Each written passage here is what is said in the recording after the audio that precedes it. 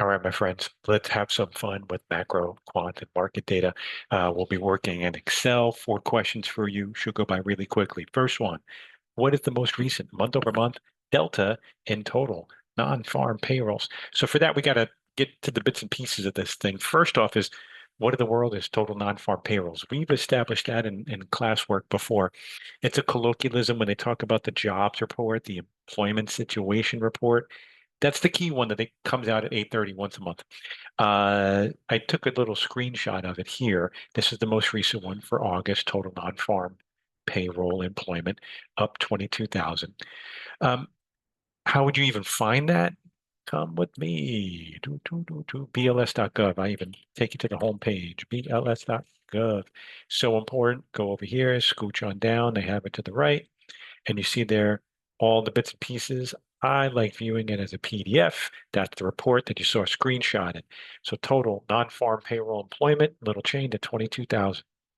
Okay, that's the change. Lots of stuff to help you fall asleep at night if you want to do it. But if you go to table B, it gives you those changes. And it has it for non-farm and see how it's segmented, private, goods, etc. Those are only for the changes. If you go deeper, close your eyes if you get dizzy. If you go deeper in the report, past the household survey stuff to table B's with the establishment survey stuff, you'll see actual, where is you? Um, employees on non-farm payrolls.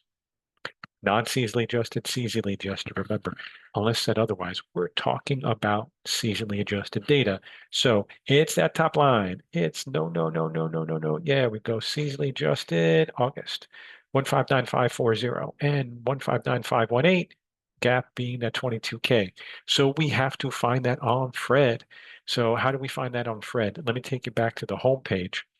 Remember, one of the ways to search is going to be through release. And if you remember, we just showed the cool kids call jobs report, the employment situation report. I said there was 2 surveys, household, establishment. We're going to establishment. Um, employees and non-farm payrolls. Sounds good. Not seasonally adjusted. No, no, no. Seasonally adjusted. And there's the 159518 that we just saw. 159540 that we just saw for August 2025. So we're good to go. So I have to grab the ticker. How do you grab the ticker? Click on it and you get pay M's. Go back to Excel. Oh, too big. Don't want to scare you. Pay M's. Now, you don't even really need to do this in Excel, right? Because we already have that. It went up by 22K here. It was on, take a look. You can do this on Fred. Boom, boom, boom, boom. Right? 22K right there. So you have them all set up already. You don't need to do this in Excel. So don't waste your time unless you need it. But just so we can practice, PayEms is the ticker. It's got to be an A1. You want to do a change. How do you know if it's that change or not? You go to Fred and you get data manipulations, and it gives you reminders about each of them. We want the change, the delta, not percent delta. It's monthly data. I grabbed it from January 2024. Last one is 22,000. All right.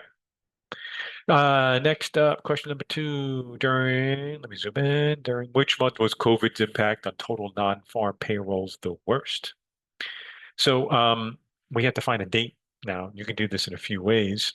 What I did was I just went ahead and I used Fred graphic and I just scooched over and highlighted until I found the one where it was clearly the worst, which was ridiculous. It was minus 20,471, right? And that's a change in thousands of persons. So this was tremendous. You can, if you want, go over and use the same data that we were playing with before. PayMs change monthly. I went back to 2019. And then you just want to find that date. So when was it the worst? Well, it was the worst in April. So that would be the month of 4. So it's April 2020, April 2020, right there. You don't do anything even fancy. You don't need anything fancy. You can set it up as table, etc. But quicker that way. All right, next question.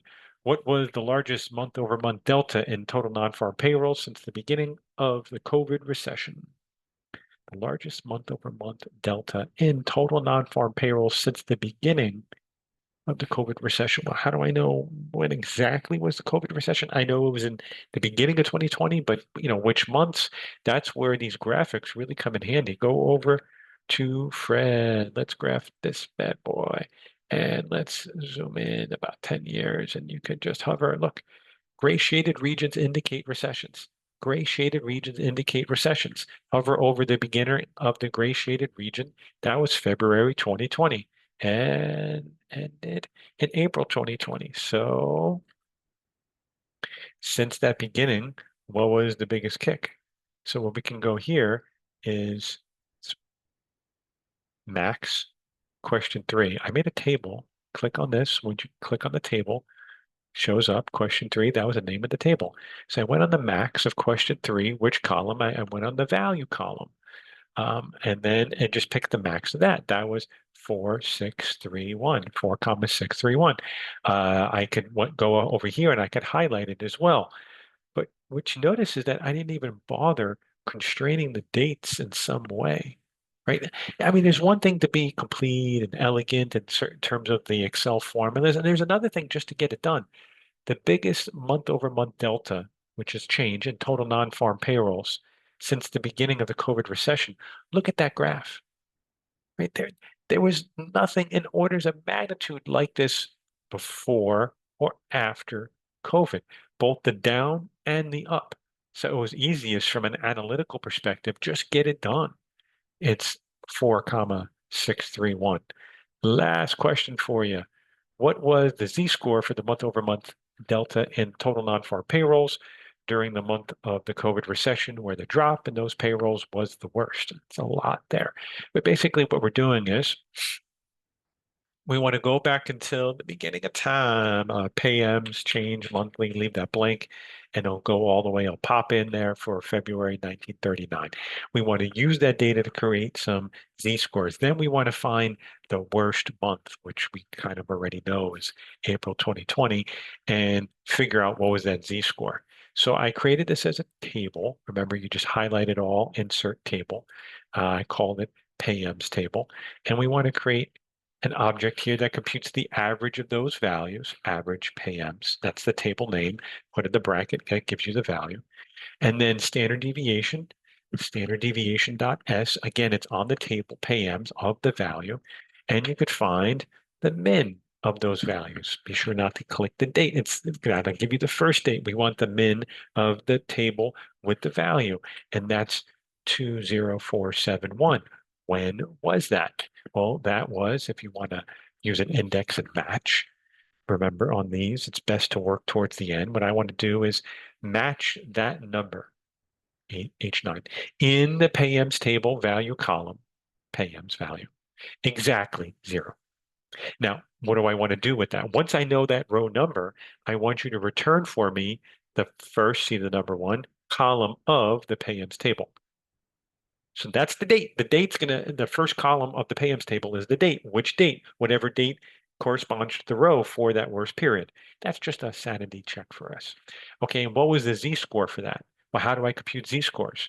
Z-scores are value minus average quantity divided by standard deviation. Now, I put in absolute cell referencing. You don't really have to, because I'm only asking you about the min, the worst, right? So that was the worst decline. I also did it for the max just because I get bored if I'm not playing with Fred. You go ahead and you could do the max of that same thing. You could do index match on that max. We saw 4,631 previously, and then you could find out the Z-score there. One of the big takeaways was the asymmetry. A Z-score, remember what a Z-score means, right? It's number of steps away, number of standard deviations away.